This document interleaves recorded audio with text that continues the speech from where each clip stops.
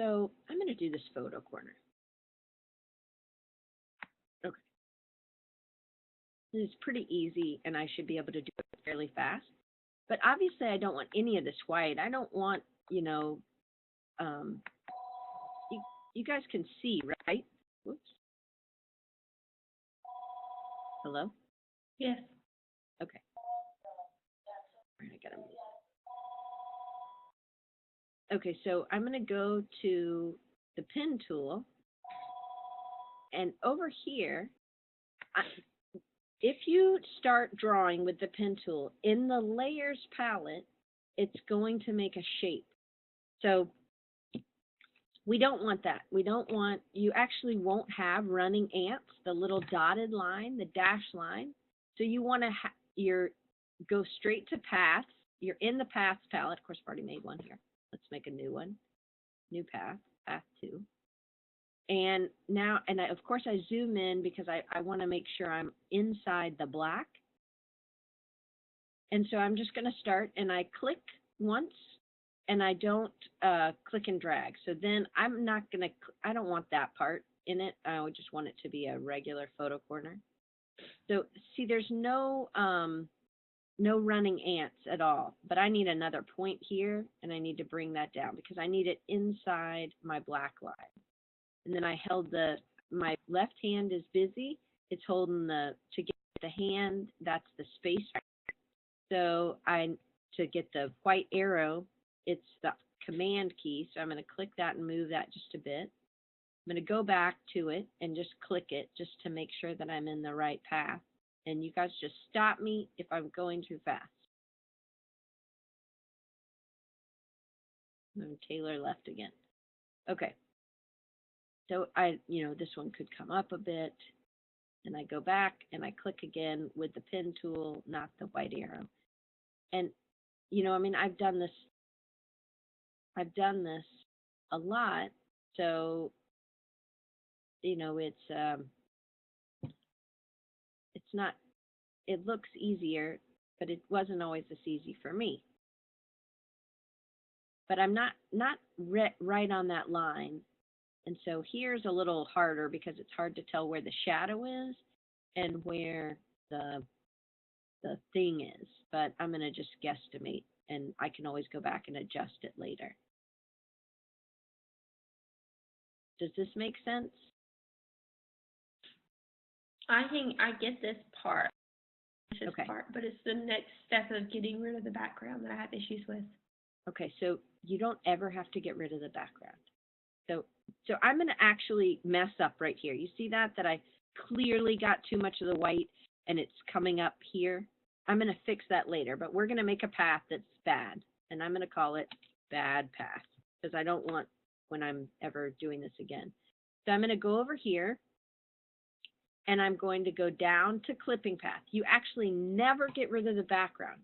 I don't ever have to delete the background. I don't have to make a selection, nothing. This is the only step you have to do. Clipping path. And then you choose, I don't want to choose path 1 because that's the good path.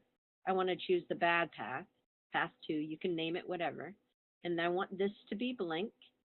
And then I'm going to hit OK. Now, the following step is the third and final step you need to do. You go File, Save As, or Command Shift S. And that's a good one to remember. So, and I'm going to call this Bad Photo Corner. And I'm going to put it, and it's a TIFF. It doesn't matter if it's a TIFF or a JPEG or an EPS, but we're going to save it as an EPS. But either one of any of those 3 will work in the future when you're working on this stuff. So let me go to school, because we always are organizing things correctly. And this is a clipping path project, so I'm going to put it over and hit. I want to save it as an EPS and save. Okay, and then if this comes up, used to it would matter more, but ASCII is for text only. I don't know about ASCII 85, but we want to go to binary. So if it asks you when you're encoding your EPS, make sure it says binary. Okay. And now we're done. I don't have to do anything else in Photoshop. I'm actually going to leave Photoshop open. I'm going to leave this document open. And I'm opening InDesign. No, it's opening another document. So it doesn't matter. I'll just add a page to this.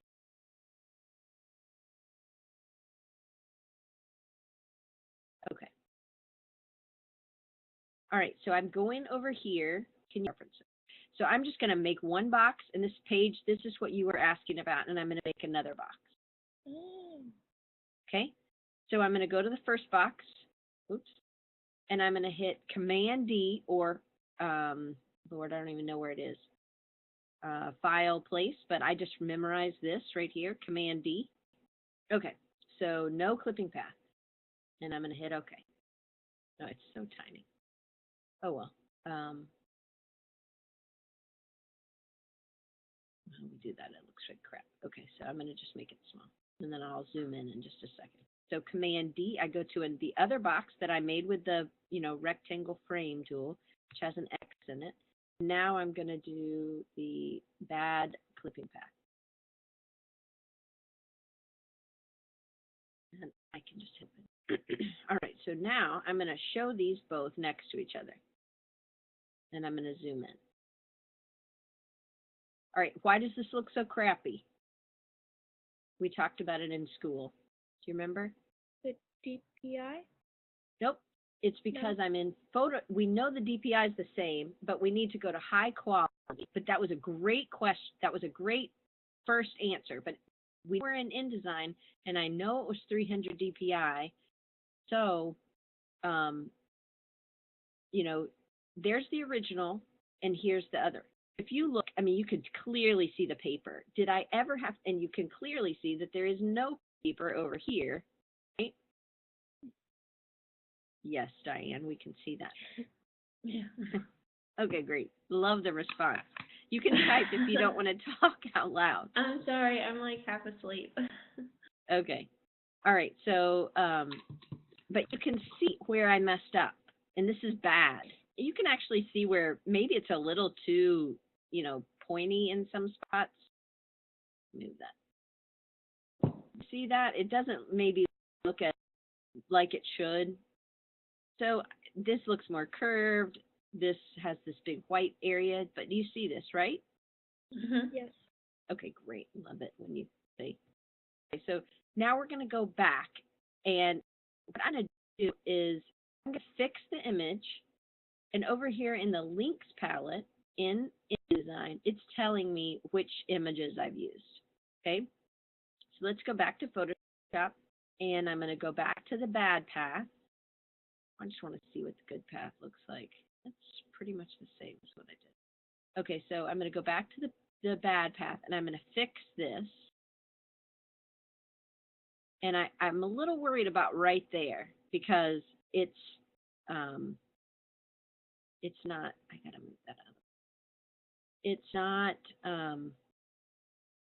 it's, see a little bit of white there, and I don't like that. You see how it looks a little gray? Yeah. Hello? Okay, thank you for somebody. You like froze for a second. You were like breaking up. Oh, okay, thank you. So I just wanted to make sure you could see that. I don't want this white area right here. Okay, so I'm going to zoom in again. And I pretty much got it how it was, but I'm going to make another point here in the middle and pull that up a little bit just so that it looks a little bit better. Again, this is very small, but that might look a little better. And I'm just making sure that it's really what I'm looking for, and you can see how zoomed in I am. I'm going pixel by pixel, but making sure there's gray. Might need to add another point here and pull that out a little bit. Just trying to fix it so that it looks good, because we're all about making it look perfect. So I'm just checking my path. I think it might go down a little too much here, so I'm going to pull that up. I guess. Let me go down just Okay. So now, still saying it's for the bad path. I